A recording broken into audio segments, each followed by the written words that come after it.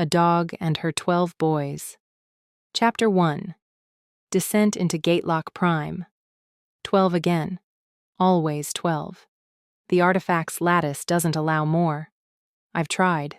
The 13th goes blind. The 14th bleeds from the eyes. The 15th melts inside his skin, twitching until his DNA forgets which end is up.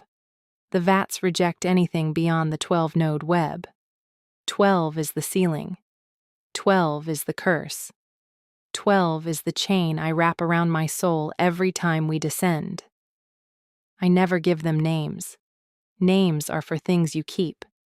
These aren't children. They're instruments. Patterns in flesh. Some of them barely last a full loop before the death counter pings red and the tanks spin up again. Boy 7 took point. He didn't need to be told. I nudged the signal. Pressure, angle, intent. A clean thought through the lattice. He moved. He never looked back. None of them do. The stairwell curled downward like a rusted intestine. Each step coughed under the boy's boots. The air was humid with decay, recycled too many times, heavy with copper ions and spore fog. Mold systems fought fungal systems in the vents. No one won. The walls still whispered telemetry, code etched in corrosion. Half-broken status lights blinked like dying stars. Somewhere 3 levels below, I felt the pulse. Subtle, ancient, wrong. That's where the artifact waited. Or watched. Boy 4 carried the breacher pack. Good. His skeletal reinforcement could absorb the detonation recoil. Boy 9 dragged the optic core, fried from the last fight but salvageable. Boy 6 didn't blink. He hadn't blinked in 27 days. I stopped counting after 20 because I don't need sentiment. I need results. We lost Boy 8 in the last loop. The replacement had been grown fast. Too fast. He twitched when he walked and his vocal stabilizer hadn't synced yet. Same muscle density. Same neural frame. But I didn't trust him. Not yet. That's enough. For now. Boy 2 monitored the rear. Balance impeccable. He once killed 3 Reaper drones with a piece of rebar and a shoulder still dislocated. I never praised him. They degrade when praised. Positive reinforcement rots the brain faster than trauma. I have notes. Boy 10 stank of accelerant. He always does. It seeps from his pores like sweat and matches. I allow it. When the organics begin to pulse down on Sector B, we'll need fire. And he'll be ready. The stairwell ended. The floor spread open like a surgical wound. Lights flickered. White over bone. Bone over steel. Failed containment pods lined the ceiling. Some still breathed. One blinked. I sent a pulse across the field. Silent. Full spectrum. Spread out. Seek report. No words. None of us speak unless we have to. Words carry. Words echo. Words open things that should stay shut. Boy 5 dropped to all fours. He sniffed the tiles. His lineage came from wild stock. He's better on scent than logic. That's fine. Logic won't help here. Boy 3 clutched his left wrist. The artifact embedded there pulsed. Dim. Irregular. It hadn't spoken to him in days. That usually means it's watching. Or evolving. Or both. Artifacts don't communicate unless they're curious. And nothing curious is ever safe. We passed beneath the first biometric arch. It hissed at our presence like a dreaming machine trying to wake.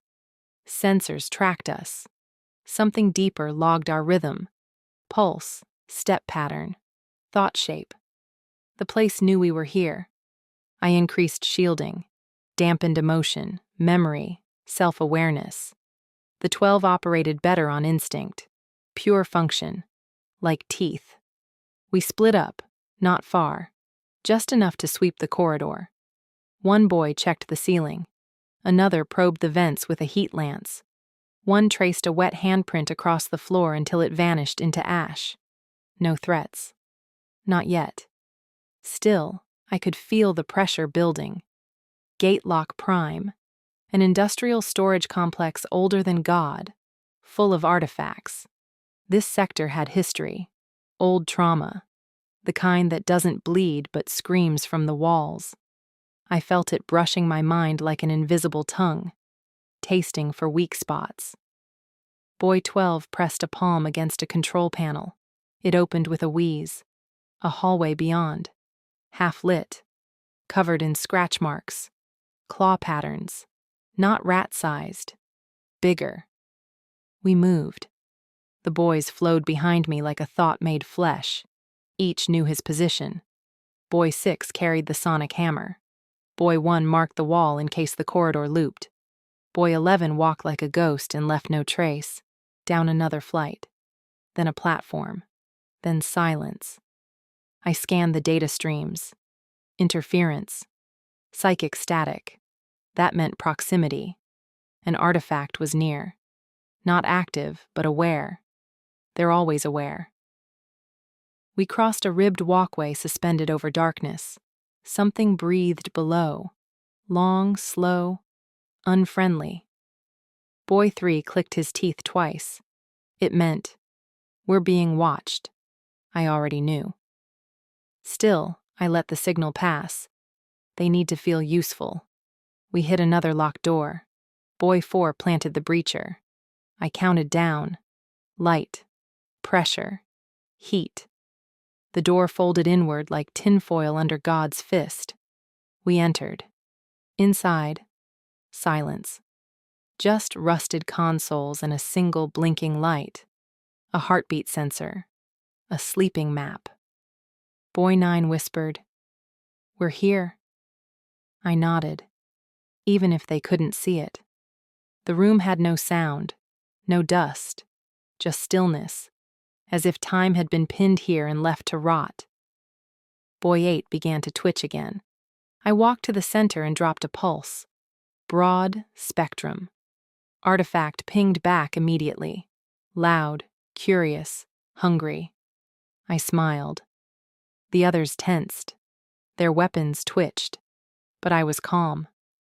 This is what I was born for, raised in cold and sharpened on fear. Boy 10 crouched, sniffed the floor, then said, "There's something wrong with this dirt." He was right. It was dry. Too dry. Something had stolen the moisture. Memory bleached.